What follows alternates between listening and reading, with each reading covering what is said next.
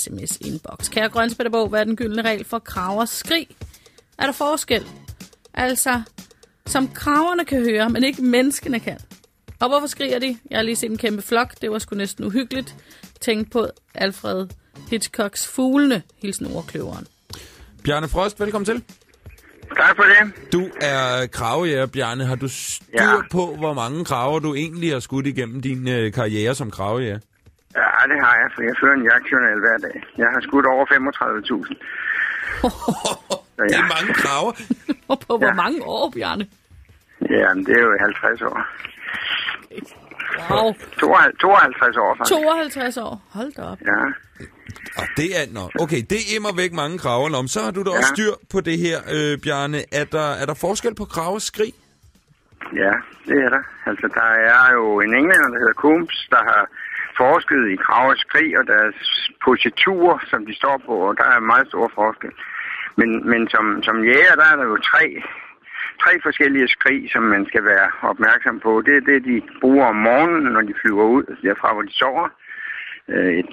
Hvor de kalder på de andre, eller gør opmærksom på, at her kommer jeg. Og så er der det skrig, de bruger, når de ser en ræv eller en rovfugl eller noget. Det er aggressive skrig.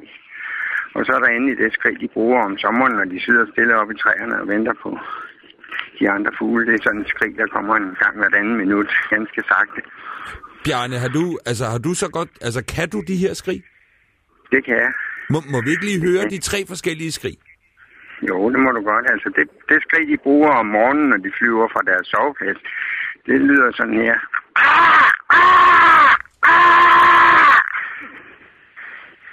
Jeg håber, det gik igennem. Ja, det gjorde det, Bjarne. Wow. Det gjorde det, ja. Det var morgenkaldet.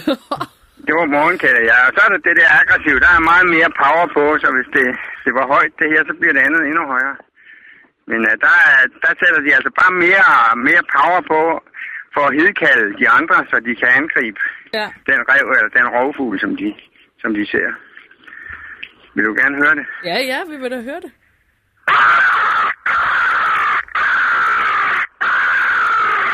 Okay, det er rimelig vildt, det der, Bjarne. Du lyder fuldstændig som en krav.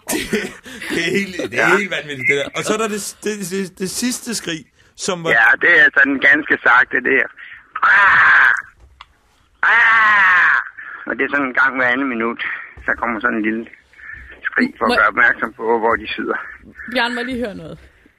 Altså, kan du så tale? Altså, tror de, du er en krav, når du siger nogle af de her? De tror, jeg er en krav, ja. De tror, du er en krav? Ja. Det er jo fantastisk. Og så kalder jeg dem helt ind, og så taler jeg lidt med dem undervejs, når de kommer. Og så skyder du dem? Ja, det er jo ligesom præmien. Ikke for kravene. Dem, fordi kraven er jo den klogeste. Det er det klogeste individ, vi har på jorden i forhold til hjernens størrelse.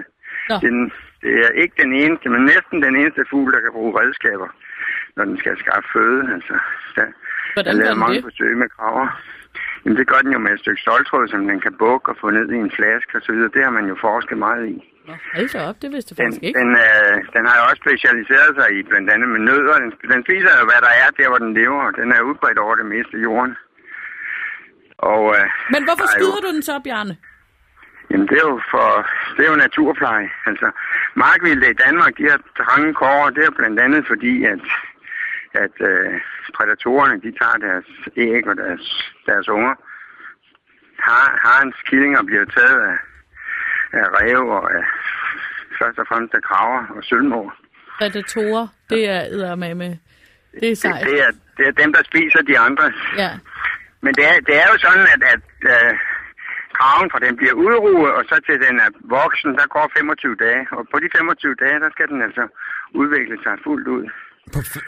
Og det vil sige, at den skal have noget føde med power i, og det er jo æggeblommer, først og fremmest. Ja. Altså, kraven lever fortrinsvis af... Det er også det, Rocky han spiste. Edderkopper og stankelbenslager. Men mens de har unger i redden, der skal de have æggeblommer. Og det er jo derfor, at de ødelægger meget i naturen. Bjarne, undskyld, også lidt til at spørge, hvor er du på vej hen nu? Vil det lyde, som om du er lidt ude at gå, eller? Ja, det er jeg faktisk også. Jeg er i Sverige og skyder kraver. Okay. Må jeg lige spørge dig, altså er det en hobby eller et fuldtidsarbejde? Det er en hobby. Det er en hobby, okay. Ja. Men sej hobby. Ja, det er sgu, det er godt gjort. Det er godt for alle. Bortset fra gravene, kan man selvfølgelig sige. Det kan man sige. Bjarne, prøv at høre. Det var en fornøjelse at snakke med dig. Kan vi få dig til lige at slutte af med... Et farvelskrig? Et farvelskrig. Det skal jeg gerne gøre. Ja, tak. Farvel. Hej, hej.